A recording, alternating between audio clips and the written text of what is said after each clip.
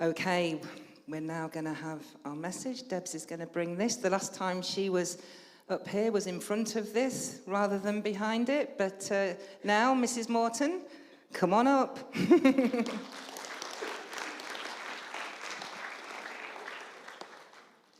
Morning, church. Oh, that leads lovely onto my message this morning. Mum was about preaching my word then. So have I got anyone in the room this morning that watches The Chase? Come on, who's with me? Who likes The Chase?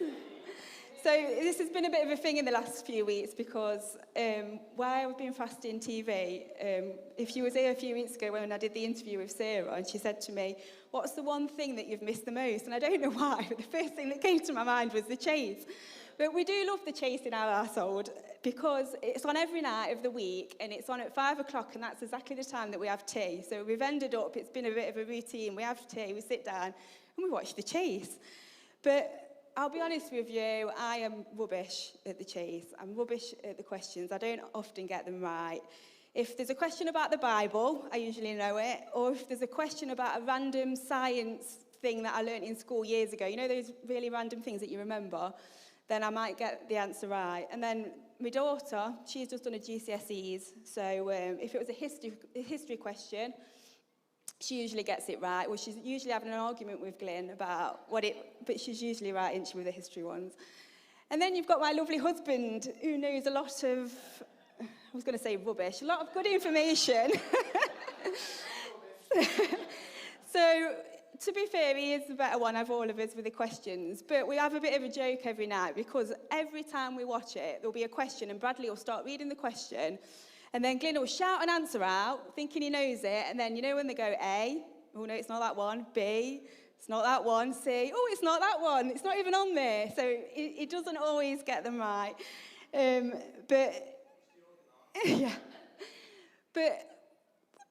So to be honest, I got my message this morning from an episode of The Chase, believe it or not. So it was a few months ago now, I was watching it, and there was a question on there. And honestly, I have searched high and low to find this clip of The Chase to show you this morning. But unfortunately, there's that many chases on, I couldn't find it. So I'm going to have to just tell you about it. I had Sarah Taylor looking for an hour and a half to find it as well. We couldn't find it, could we? So this was the question on this particular night. So it said, in 1 Corinthians 13 in the Bible, it says, love is A, kind, B, blind, or C, all around us. So you can imagine when I saw this question come up, I actually know one. Like, I was getting really excited. Now, please tell me, put your hands up if you think the answer to this question is A. Come on, please, please, please. Anyone think B? Whew, thank goodness. So as you can imagine, when this question came up, I was shouting at the screen like, what on earth is this question? Why would you not know the answer to this question? Obviously it's A, obviously it's kind. And then I waited a minute and the contestant locked her answer in. Do you know what she put? B, blind. So then I was getting a bit annoyed, thinking, how could you not know this? Even if you're not a Christian and going to church, surely you've heard 1 Corinthians 13. Then I waited for the chaser. I think it was the Beast that particular day. Now, he's one of the best ones, I think, isn't he? He gets the most of them right. Do you know what he put? No, he put B as well, blind. Both of them put love is blind. So I just couldn't believe that both of them got this question wrong. And something just resonated with me inside at that point. I felt God was saying, do you know what? Actually, people don't know that love is kind. People don't, we take it for granted because we read it all the time. You know, when we've been in church a long time, we know 1 Corinthians 13. But actually, people don't know it out there. People don't know what love is. And I want to ask you a couple of other questions this morning. Hands up if you'd like the favour of God more in your life. Would we like a bit of that? Okay, hands up this morning if you'd want a supernatural power to be released into your life. Who wants a bit more of that? Yeah? Who would like to better themselves? Anyone want a bit of that? Well, that's good then, because I'm going to tell you how you can do that this morning. And the answer is in 2 words, which is the title of my message this morning. And it's Be kind. Simple, eh? Well, clearly not, because the chaser didn't get it right, nor did the contestant. Be kind. And I was thinking about this, and our word for the year is be, isn't it? And we've been hearing a lot recently in the last few weeks about stopping, about the Sabbath, about taking time to spend more time with God and hearing from him. I think that's why a lot of us have done the fast and gone through that, because we've wanted to stop, we've wanted to slow down and get more from God, haven't we? But, you know, the more we do, the more we share kindness to people, the more we get from God, the closer we get to God. And in Proverbs 11, verse 17, it says this: when you're kind to others, you help yourself. So it's basically a win-win situation, isn't it? If we're kind to others, great, it blesses them, but also we gain from it because we're bettering ourselves. It helps us. And there's a Hebrew word in the Bible, I don't know if you've heard it before, it's called hesed. And this word hesed is used 248 times in the Old Testament, and it's translated as kindness and love. Kindness and love, hesed. And this word is a really powerful word. It's actually saying that it's God's loving, merciful kindness. That this kindness, it knows no boundaries. It doesn't matter who you are. It doesn't matter what race you are. It doesn't matter what position you are, what colour you are. It's not waiting for your behaviour to be right or to be wrong. It's simply saying, if you're breathing, if you're living, then this hesed, this loving kindness is for you.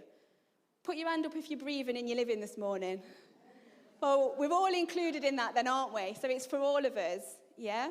And when you express hesed, when we express this loving kindness into our world, it projects favour into our future. It's easy today, isn't it, to get involved in the unkind things, to get angry, to be divisive. It's easy when it's all around us all the time, isn't it? It's easy to be unkind when you're driving down the road sometimes, when you're late. When you're late, you get annoyed. Or is that just me? But I feel like when I'm late, there's always someone in front of me that's going really slow, and it's really annoying. And then you end up saying things that really is a bit unkind, isn't it? You know, what about that restaurant that you go to that you get some food that you don't like? It's okay to say something, but how are we saying it? Are we saying it in a kind way, or, you know, are we being rude when we say it? God wants us to show us that his loving kindness is in us. And when we express loving kindness into our world, we're inviting God into our world. We're literally releasing his spirit. And so, you know, when I asked you these questions this morning at the beginning about, you know, whether you'd like more of the favour of God in your life, you probably thought, when I said, oh, be kind, I expected something a bit more spiritual than that, or a bit more meaty than that. But I want you to know that when you're kind, a supernatural, eternal power is released. That's how powerful it is when we show kindness to other people. And Jesus walked around looking for people to be kind to. And when we do the same thing, when we look for people to be kind to, power is released. Expect power to be released. William Barclay said, more people have been brought into church by the kindness of real Christian love than by all the theological arguments in the world. In Jeremiah 31, verse 3, it says, the Lord appeared to us in the past, saying, I have loved you with an everlasting love. I have drawn you with unfailing kindness. And this is hesed. This is this merciful, loving kindness. It's like a magnet. And what does a magnet do? It draws. And that's what Jesus has done for us. You know, when we were going our own way, when we were following things of this world, Jesus came and he drew us, didn't he? With his loving kindness. And it was his merciful loving kindness that magnetized your life into his kingdom. It was the hesed. That was the attractor. That's what attracted us. We didn't deserve it, did we? But God attracted us with his kindness. We've all heard of the law of attraction, attracting the right things, the right relationships into our life. In 1938, a study was done on 168 Harvard students over 8 decades. So they studied them as well as 465 residents of Boston. And for these 8 decades, they studied their life and their health through every year. So every year they checked in with them and asked questions about their life and about their happiness. And they asked them, when they first started this study, what do you think you can expect will make you happy in your life? So as you can imagine, most of them said fame, fortune, money, status. But over those 8 decades, they found there was only one common characteristic among those who experienced a lifetime of fulfillment and happiness. And that one thing was meaningful relationships. You know, we're all going to do things this week. We're all going to go to places. But it's not about where or the what we do. It's about the who. You know, we'll never remember the places that we've gone to as much as the people that we've gone there with, will we? The people that we've done those things with, that's what we remember, that's what's important. And it's the relationships in our lives that matter. An act of kindness draws a relationship together. And you might say this morning, well, yeah, but you don't know about that person in my family that's really hard work, that I really struggled with all this time. That person at work who I just really can't get on with. I've really tried, but I just can't get anywhere with them. But that's why it's merciful, loving kindness. It's easy to be kind to people that are kind to us, isn't it? We can all do that. But you know, what about those people at work that are really great on you? We've all got them, haven't we?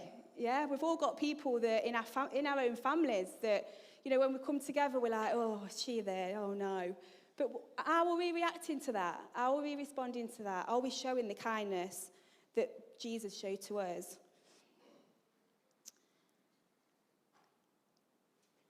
The book of Ruth in the Old Testament is maybe a book that you've come across before. It's usually one of those books that we kind of skip past. I don't know if you've read the whole book.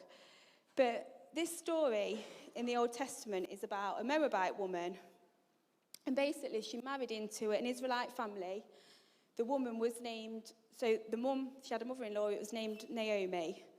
And over the course of time, her husband died, Naomi's husband died, and basically the family ended up dwindling down to about 2 sister-in-laws and then her mother-in-law. And Naomi wanted to go back to Israel. And Ruth, this Moabite woman, says, well, I'm going to come with you. And she says, oh, don't be silly, it's fine. You go back to your family, I'm absolutely fine, I'll go on my own. But Ruth said, no, I'm going to come with you. And she said, your people will be my people, your God will be my God. So she ends up going back to Israel, and they have nothing. They're really poor, so they start begging from the fields. And then they come across this landowner called Boaz. And so this landowner notices her in the fields. And so he says to the workers, who's that? And they said, well, she's a Moabite woman. She's a foreigner. So actually, in those days, you weren't allowed to marry a foreign woman. It was inappropriate, especially if you was coming from Moab, because you were seen as like the lower class. So Boaz sees this woman, and he says, make sure she has plenty to drink, and she can drink water from our jars. So Ruth gets wind of this and says, basically, why are you being hesed to me? Why are you being kind? And Boaz says this in Ruth 2, verse 11. He says, I've been told all about you, what you have done for your mother-in-law since the death of your husband, how you left your father and mother and your homeland and came to live with a people you did not know. May the Lord repay you for what you have done.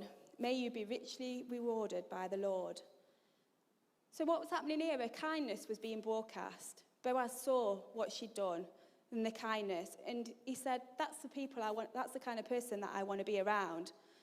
And so Boaz decided he wanted to marry this woman, and you can imagine the other women there thinking, oh, I wanted a piece of him. Why, how dare she come along, this Moabite woman who's been married before, and then gets the prize, gets him. You know, you can almost hear him thinking like that. But she wasn't using natural things to draw Boaz. She was using supernatural. It was a kindness. And we don't know that when we're being kind over here somewhere, how that's going to impact on a relationship over here. We don't know at the time. We don't know what that's doing. As long as we're being obedient to God and we're being kind and we're doing what we're supposed to be doing, actually that can project something into the future, something in another situation. It says in verse 13, may I continue to find favor in your eyes. And sometimes it's easier, isn't it, to be kind to people that we don't really know. And then we get unkind in our own home. It's easy, isn't it, when we're out and about and we see someone that needs help, maybe it's not. But sometimes we can get unkind in our own home. We can get critical there. And we can do that because they say we take it out on people that we're closest to, don't we? Who you're comfortable, who you're doing life with every day. And so because you're doing life with those people every day, you can get unkind. Have you ever, obviously you've never had an argument at home, have you? No one in here, we're all perfect. But, if you've ever been in an argument at home and you're shouting at each other and then the phone rings and then you go, "Hiya, you all right? Yeah, I'm good, thanks, are you?" I'm sure we've all done it at times, haven't we? And you think, it's easy to put that on to a friend or someone on the phone. We've just been having a big blazing row about that a minute ago. But, it's thinking about, what are we like in our own home? Why does Ruth have her own book in the Bible? It's not because she's done some amazing miracle. It's not because she's shut the mouths of lions, or we don't read that book and think, oh my word, look what she's done. But what did she do? She showed kindness. She married Boaz, but then if you look at the end of that book, they had a child, then they had a child, and then so on and so on. And when you go down the line of those children, do you know where you get to? You do eventually. Before that, you get to King David. And then, if you keep going, you get to Jesus. And just a simple act of kindness. And look what it can do down the line. Can you imagine if we did something and then that goes down the line to our kids and their kids and their kids? You don't realise how powerful this stuff is. And, it's just a simple act of kindness. Being hesed into people around us, and it comes back at us. And for the last part, I just want to talk about a well-known story in the Bible. Now, if you've been coming to church for as long as I have, and you've gone through Sunday school, then you'll know this story well. Good Samaritan. I can't talk about kindness without bringing the Good Samaritan story into it. But the Samaritans were a different race from the Jews, and they both lived in Israel. They were both guilty of racial prejudice. Basically, the Jews hated the Samaritans, and the Samaritans hated the Jews. But Jesus typically turns the tables like he does. He does the opposite. He makes the bad guy the hero of the story. And as we know, Jesus was never politically correct, was he? So the start of this is in Luke 10, verse 25. It says this: on one occasion, an expert in the law stood up to test Jesus. "Teacher," he asked, "what must I do to inherit eternal life?" "What is written in the law?" he replied. "How do you read it?" He answered, "Love the Lord your God with all your heart, with all your soul, with all your mind, and with all your strength, and love your neighbour as yourself." "You have answered correctly," Jesus replied. "Do this and you will live." But he wanted to justify himself. So he asked Jesus, "And who is my neighbour?" So let's just stop there a minute. What's happening here? This guy clearly doesn't want to love everybody, does he? So he's saying, what do you mean by love your neighbour? Surely you don't mean that person that really gets on your nerves, or that person that thinks differently to me, that person I just really, really can't get on with. He's trying to get out of it, isn't he? He's trying to look for a loophole. We've never done that, have we, with a command of God? We've never tried to get out of it or look for a loophole. I think if we're honest, we try and do that at times, don't we? Well, God, did you really mean that? Is that what you're really saying? Because actually this is a little bit hard. But, when God says this is what I want you to do, he's trying to reduce his responsibility. So then he goes on to tell the story about the Good Samaritan. Now, this guy, so he's travelling from Jerusalem to Jericho, and this road was well known for people getting beat up, getting robbed. So he tells a story, and like I say, a lot of us probably know it. 3 people come past. But I want to just share with you 3 attitudes that come from this story. These 3 people represent 3 different attitudes. And now, if you know this story, you're probably thinking, well, I know what I am. I'm the Good Samaritan. I'm number 3. I'm the helpful person and kind. But that's all good, but I can tell you that we can actually have all 3 of these attitudes in one day. So I just want to go through quickly these attitudes that we can have. So the first one then, we've got the priest. This is the first guy that comes by. Attitude of avoidance. I can keep my distance. In verse 31, it says, a priest happened to be going down the same road, and when he saw the man, he passed by on the other side. If I don't pay attention, then it's not my responsibility. It's a bit like out of sight, out of mind. A lot of people live this way, don't they? They think, well, if I don't get too close to that person, then I don't have to help them through their pain. Keep the relationship shallow. It's easier. I don't have to go there. Let's stay distracted. And, in our culture today, it's easy to do that, isn't it? It's easy to stay distracted. It's easy that if we want to avoid someone, we can, can't we, a lot of the time? Apart from in church on a Sunday. But, if we want, you think about your neighbours that you live next to. I've lived next to my neighbours for 20 years. But I could go months without seeing them. In the summer it's a bit harder because you might see them in the garden. But, we can avoid people, can't we, if we want to? And we don't realise how many people around us are hurting because we don't see them. So, attitude of avoidance. And then we've got the second guy. This is, I can be curious, but uncaring. And this is apathy. This is where we see the need. So in verse 32, it says, so too a Levite, when he came to the place and saw him, passed by on the other side. Now, I almost think this one's worse, because if you look at the difference between the two guys, the first one, he just walks past on the other side of the road. This guy actually goes over to the place where the guy is, has a bit of a nosy, oh, what's happening down there, and then still walks off down the road. And notice that both of these two are religious people. Being religious doesn't make you kind. And like I say, this is worse because he's uncaring. He sees, but he ignores him. Now, you might be sitting there today thinking, that's definitely not me. There's no way I'd do that. If I saw somebody over there and actually went over to them, of course I'd help him. But then let me just ask you a question, because I was thinking about this. Have you ever drove down the road and saw an accident on the side of the road, and you've gone, oh, what's going off over there? And then you've seen like an ambulance pull up, and you're like, oh, slow down, slow down. And can you see all the traffic slows down, doesn't it, to look at the accident over there? Now, have you got any intention of stopping and finding out if they're okay or helping? Have we ever done that? I know I haven't. I can be nosy and see what's going off, but I've not actually thought, right, I'm going to see, actually, do those people need help over there? And we don't always do that, do we? Curiosity stays, but kindness stops. And we can do that sometimes. We can look and we can be nosy of what's going off, but are we doing it to help that person? Or are we just doing it because we just want to have a little look, like the Levite did? What did Jesus allow to interrupt him? What was he willing to stop for? We only have to look through the New Testament, don't we? And almost every miracle in the Bible happens as a result of an interruption. Jesus allowed people to interrupt his day. You didn't see the blind man come up to Jesus and he'd say, oh, hang on a minute, mate. Pete and John are waiting for me in the boat. We're just about to go fishing. It's really inconvenient. Can you come back? Actually, no, not tomorrow. Can you come back Wednesday, please? Because I'm doing communion tomorrow.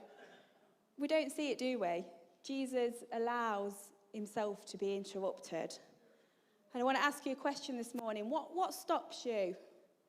What allows you to be interrupted? Because we all have busy lives, don't we? We've all got diaries that are full and things that we're doing and people that we're seeing. But do we ever change that? Do we allow Jesus to come and give us an opportunity that we need to help someone? What about that phone call that we get in the morning that's like, literally, if I do this now, it's going to disrupt my whole day. But that person needs us. Do we stop? Do we let that person interrupt our day? And do we do some kindness there? In Exodus 23, verse 5, it says, if you see the donkey of someone who hates you has fallen under a heavy load, do not walk by. Instead, stop and offer to help. In this scripture, we're not talking about a donkey of your best friends. It's someone who despises you. Like I said before, we don't get a loophole. We don't get to say, well, actually, I don't mean that person. Everyone else I will be, but that person, that's just too hard. No, Jesus commanded us to love everybody, to be kind to everybody. And it's not easy, is it? We're honest, we're humans. It's not easy. You know, we're always going to have people that is different to us, that we don't get on with as well as we get on with other people. And that's fine. But, you know, how are we reacting in that? How are we being in that situation? It's easy on a Sunday morning, isn't it, to come in and, hi, how are you? Yeah, I'm fine. We're all good friends. But what about in the week? You know, what about when we get a phone call on a Monday morning and that you've got your day planned and somebody's gone, oh, I really need help with this? Do we stop? Do we slow down? And then thirdly, I can show kindness. Verse 33. But a Samaritan, as he travelled, came where the man was, and when he saw him, he took pity on him. He went to him, bandaged his wounds, pouring on oil and wine. Then he put the man on his donkey, brought him to the inn, and took care of him. How do we become a kinder person? Well, it's simple. We must see. We must see the needs of people around us. He looks, he's aware. He begins with seeing. We can't care until we're aware. Do you like that one? I thought that the other day. We can't care until we're aware. Kindness starts with our eyes. It sees the needs of people. And we don't have to look far to see the needs of people, do we? Wounded people are around us all the time. No one goes through life without wounds, whether it's physical, whether it's emotional, whether it's relational, whether it's spiritual. We don't always see them because the person might be hiding them, or we don't see because we're in a hurry. Life is busy.